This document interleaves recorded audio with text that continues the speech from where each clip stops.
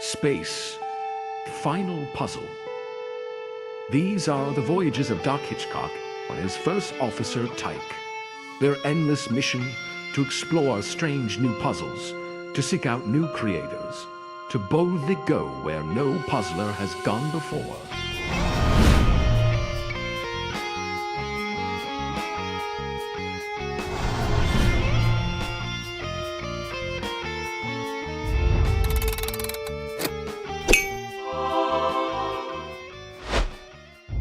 Okay, so this is the Apollo 1202 by Brian Mernoff, where you can see that it says Apollo 1202 by Brian Mernoff at brianmernoff.com. So you can go there to grab this puzzle, but also he sells other things like chess pieces and models of spaceships. So full disclosure, Brian did send me this to review and to do a puzzle solve. And so that is what we're going to do today. So here we have the Apollo 1202 puzzle, which I believe is supposed to be modeled after the Apollo 11 mission's space shuttle. Now, of course, it's not the whole rocket, but I do believe this was the lunar module, the thing that landed on the moon. And this, I believe, was the command module, which was what was orbiting the moon while the lunar module was on the moon. Anyhow, what is cool about this is that these are like little models of those particular pieces of history. But that being said, the way that Brian manufactured these is a little bit plain as far as decorations are concerned. Not that that's necessarily a problem for the puzzling aspect of this, but with the 3D printed puzzles that are coming out these days, they have been really hard to beat. But really what's most important, I believe, is the puzzle ability, how much fun we have in solving the puzzle. But I'm just being picky here because this is a review. Anyhow, what does Brian say? Brian says that the goal is to complete the mission to and from the moon and retrieve the lunar samples. We don't know what those lunar samples are. I guess we'll figure out. No banging, shaking, prying, spinning, excessive force, or external tools. And this is just showing us that when the puzzle came, he did have these legs removed to keep them from breaking in transit, but they were easily just pushed into place. And then down here it says, if you enjoyed the puzzle, please share your experiences on Discord. It really helps as I begin to establish myself as a puzzle maker. And so Brian was kind enough to send this to me to do just that. So without further ado, we're going to get into the solve. So if you don't want spoilers, you have been warned. So the cool part about this puzzle that I'm really enjoying just from getting it is that obviously it is two parts to the puzzle. Now, I'm assuming that both of them need to be solved, but you can hear in both of them that there's stuff in there. So I'm assuming both are part of the puzzle. And additionally, just by looking at it, you can see that we have two little places here that look kind of like they're docks. And this one is this radius of this circle here is slightly smaller than this one. And additionally, you can see there's a little metal pin in the middle of this one, and then there's no metal pin in the middle of this one, but there's a metal pin on the side, and there's no metal pin on the side one there. So I think that there's something that has to do with matching these up. What that is, I don't know yet. Let's start with the lunar module. So we can see that there's a little bit of a dovetail here insert. So it looks like this slides open, but it's not sliding open easily. So that means it's not ready. There's a little, looks like a door here of sorts, another door here possibly, and a door here. So there's possibly 4 different ways to open this up. And then there's a little like panel there, and then little wiggly panel here. And then remember, the legs came off, so the legs have no part in solving the puzzles because they were off to begin with. And then we have this little part down here that wiggles, this little, what is this called? Cone? Fuel cone? And then we got a little hole here. So this little hole here might feed into it. Now, I think one of the clever things that he did was he put these little name plaques along this seam. Let's see if he did it on this one too. Yeah, he did, which I think was smart because really quickly, if I did not have those there, I would think that these were meant to separate because the seam is so big on the whole way around. So I haven't been able to figure anything out here with the lunar module. So let's try with the command module. And so this little coney thing wiggles quite a bit. This looks like you can see that this is probably a panel that's going to come off this way or this way, but it looks like it's got something catching it. We have a little door here that probably comes out in some point, but there's nothing to grab it onto or grab onto it. And then we have a little like clippy thing here that maybe if we pull on that, okay, it doesn't seem to want to come out, so I'm not going to force it. Okay, then we have these decorations. Now, and there's 3 little holes here. You probably do something.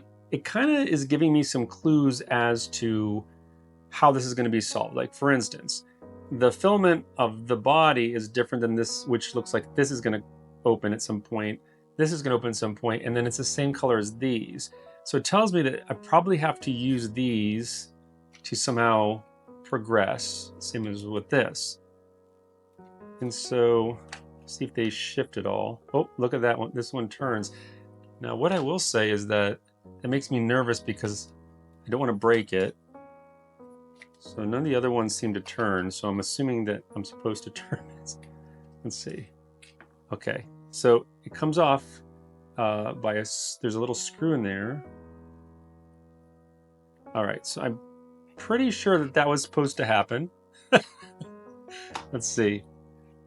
So it looks like, okay, so yeah, I'm pretty sure that was supposed to happen because look, this here is the outline of this hex bolt type or hex nut thing, where this side doesn't have it. So I think that's intentional because otherwise it probably wouldn't have that. So it'll probably just be glued in place like I think these are. So what does that do though? Oh, so it loosens up this part here. Oh, it went up further. Does that do anything? Something just happened. Oh, that's weird. It's like the sensation that I'm like moving something like a dial, and then it's like snapping into place like if it's a magnetic thing. Oh, and look, the hole that this came out of is now blocked. You can't see, but I can. So I think something's moving. Oh, look at that. I just saw like a little red color. I don't know if you can see that in the camera, but it's like a little red dot that moved past, and now the hole's back. So now I can put this back in, or at least part of the way through. And then there's like a blue dot. So there's a dial in there, and there's different colors. Oh, wait a second here. Okay, so see that this little square slot here? I see the red in there now. Okay, so there's like a little maze in there that this is being passed through. And when I get down to, oh, I'll get all the way down here now. Let me see. Yeah, so now there's red in there, in this middle hole, see that? And so I think we have to figure out, I see, we've got red, white, let me guess, blue. Yep, okay. I got a feeling that I have deduced that there's red, white, and blue, and the real trick is to find out what is the sequence, basically a combination lock of sorts, to match red, white, and blue. And so we have to use this little maze. My gut tells me that it's going to be red, white, and blue because that's how we say it in the United States, is the colors of the American flag are red, white, and blue. And blue. Okay, so red, white, and blue. So let's see what that does. Ah, there we go. Ah, that's cool. So basically, you can see here these little dials. Let's see if I can turn one, see? There you go. There's the white. Let's see if we can do the different colors. Okay. Red, white, and blue. Okay. And so I'll put it back to this one. So you can see here, that's how that works. Oh, and then there's something here. Ah, look at that. It's like a little cute little like scanner, computer board type thing. I don't know if that plays into solving it, but we'll put that aside. Okay. And now what I'm not sure of is what to do next. You can see there's a little cutout here, and I'm wondering, am I supposed to pull this all the way out? I still think I need to get this out. I just don't know if I'm supposed to force it out or it's supposed to come out on its own. Because you can see this top. See that it wiggles a little bit? Okay, so just like I thought, this part did come out of this little slot here. The bad part is that the reason I found that out is because this little pin here that was guiding along this maze that you can see in there. I'm not sure if you can see that. I'm going to get a flashlight so you can see that. See, there's a maze in there that we were following as we thought. So this little pin that was actually being guided in that maze actually came out. And so although I was at the very end, there's a little part there that I wasn't figuring out, and it just came out, and so I was able to pull it out. I contacted the designer. He said I could just stick some super glue into that hole, and I'm putting in there and waiting for it to cure. Now that we got this little thing out, we can see that on top there, I'm just going to get a little better lighting here, some better lighting going. You can see the top there is a interesting shape that I noticed on this little computer pad that we got out of the bottom part here. Has the same shape there.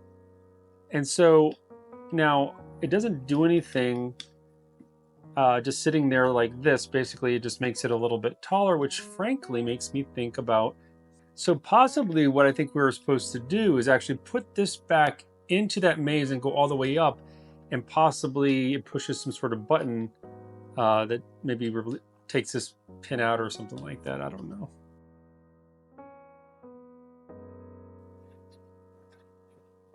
There we go. Oh, look at that. So I got it all the way up, and it's actually pushing this little needle up out of the top there. That wasn't pushed up before. And so that, my friends, makes me think that we probably have to do that. Okay, and that does nothing.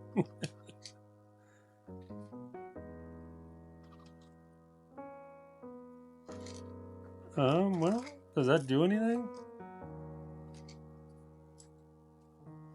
Oh, there we go. It opens this little door here.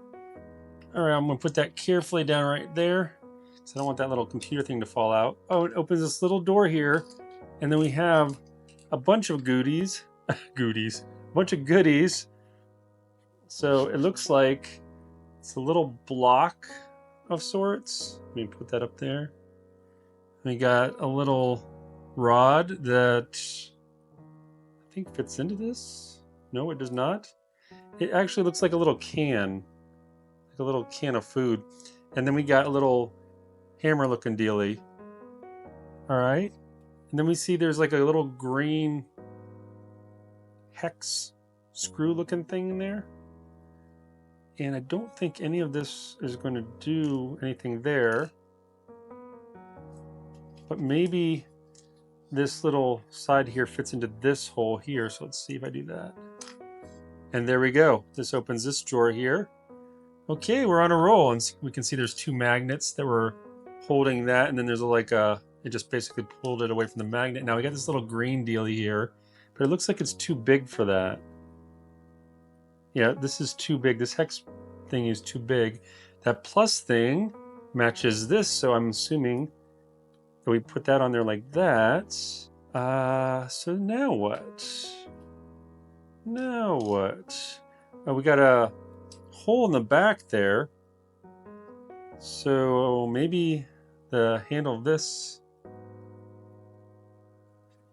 No.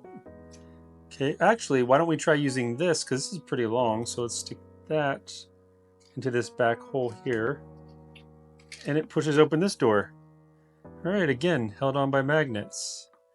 Okay, and then what we do see here is that actually looks like it fits this hex thingy there. So put that in there, and then let's see. I can pull this out. It doesn't fit in very snugly, but I can pull it out. And then this little dovetail drawer comes out, so this little thing held that on. Oh, it's all coming together. So now we have this tool here that has a little magnet there, which I don't really know what that would go to. I also don't know what this little canned this little can goes to yet. So what would this magnet do? Okay, let's see. Well, what haven't we opened yet?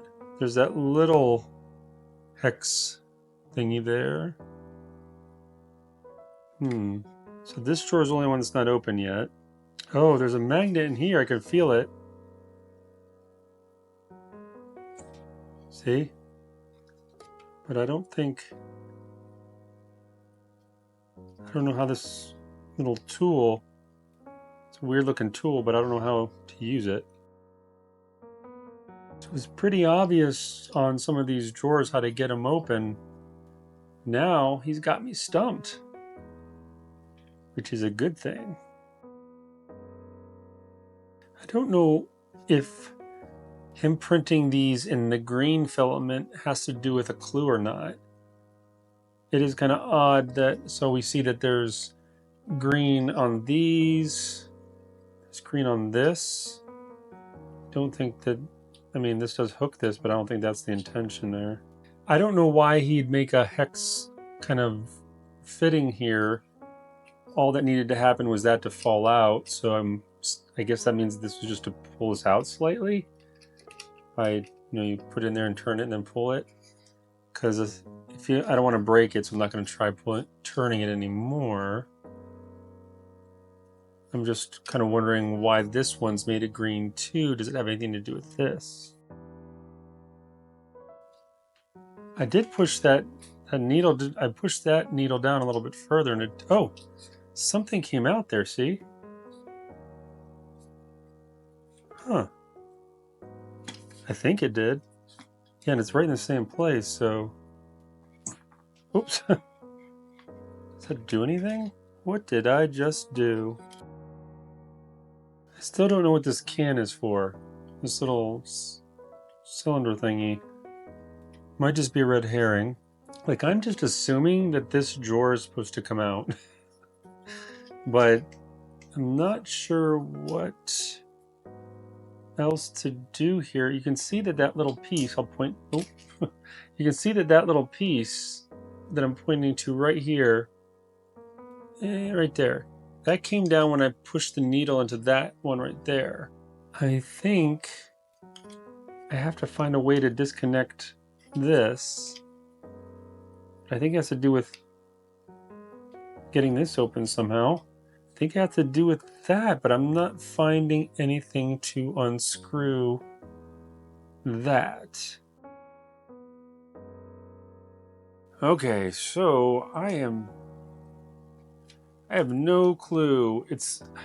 I can't seem to get this last drawer open no matter what I do, and I don't want to it has nothing to do with the legs because I snapped those on to begin with.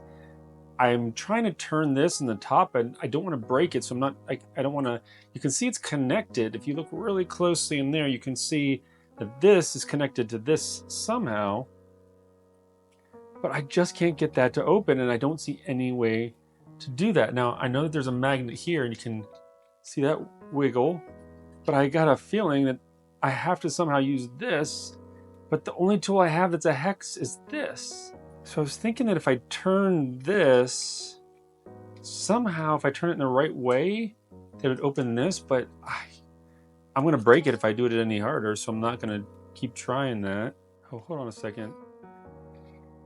This seems to be coming out. Ah, no frickin' way. Okay, that was sneaky. That took me a while. Okay, so, wow, that must be pretty robust because I was torquing this pretty hard to try to get this to do something. But now it looks like we have this piece here. Okay, so I guess we just put it together like that and then connect it into this part here. And then, okay, oh, there we go. Something, well, maybe. Ah, so look at that. So there's a magnet there. I guess that, oh, it was attached by this magnet. And so this crank actually moves that piece out of the way completely. And I guess that makes this fall off. All right. Ah, and so then there's something in there. So I was right that it looks like there's a little connection between this and this down here. And I think that's where this comes into play. So you can see there's a magnet there. And a magnet here. And there's a little cutout there, so I'm going to see if I can... I think I have to hook this... I think I use this little hook here to hook onto this piece, and I'm guessing pull it, because otherwise the hook wouldn't really do much. Oh! It came out. So this... Now this turns more. Oh! Comes all the way out. Right? Ah! All right, making some progress. I still don't know how to open this door though. Okay, so now there's that piece that we got to fall out before, so let's get that. So let's use this. Oh, if I can get that up. Let's use this to push this little pin here again. And it pushes this out. Okay, so what I'm thinking is going to be useful with this pin here is that it's going to be pushing this pin down, and that's going to do something. Maybe it's going to help. Oh, look, that's what lets us get this part out. I don't know if I fast forwarded through this, but I was trying to get this out the whole time, and it was hurting my fingers, and that's why, because this pin was holding it in place. So take that out. Can't pull it out. Push it in. Comes out super easy. All right.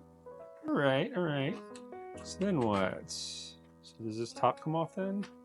Ah, it does. And there's our computer. That helped us. All right. And then there's the little, you can see there's the pin that goes into the little maze there. All right. So now we have this top here.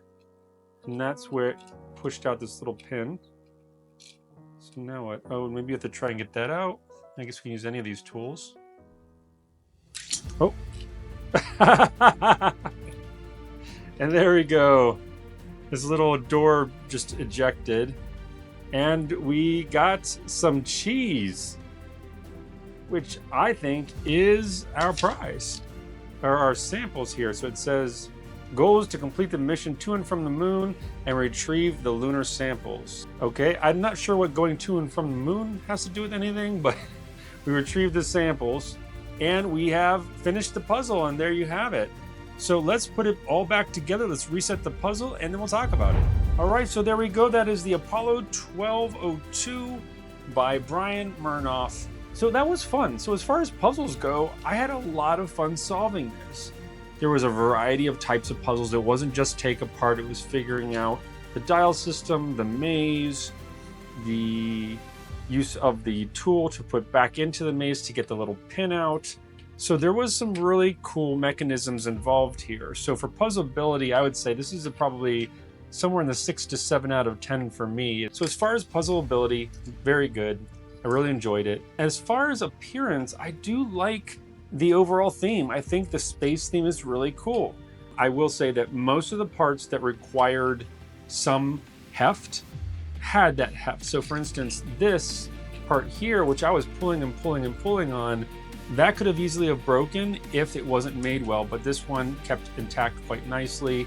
So there was a little bit of issues with the glue coming undone on some of the pieces. However, again, a very easy fix with acrylic glue, and it was very obvious where they went. So it wasn't as if pieces were falling off and then I had no idea where to go. It was always with the metal going into plastic, and it was only a couple of times. While I think the theme is fun and the overall aesthetic is pretty cool to be sitting on a shelf, the finishing of the 3D printing really could use a bit of work. There's some sanding that could be done. As you can see here, there's a little bit of roughness in some of the printing here, little blebs and strings. Again, not a deal breaker, but some people might have a problem if it's above a certain price point, if the finishes aren't a little more refined. So all in all, a lot of fun. I will say I had a lot of fun solving this puzzle, and if the price point is right, I would say definitely get one. So you can go to Brian's website again at brianmernoff.com and check out his puzzles there. I think he has 3 or 4 of them. This one looks like it might be the latest one. and you can contact him directly to see what the price point is for this puzzle and whether or not you want to pick one up. But if you can't get one or don't want to get one for any reason, I hope you at least enjoyed solving it through my eyes. And until next time, I'll see you later. Goodbye for now.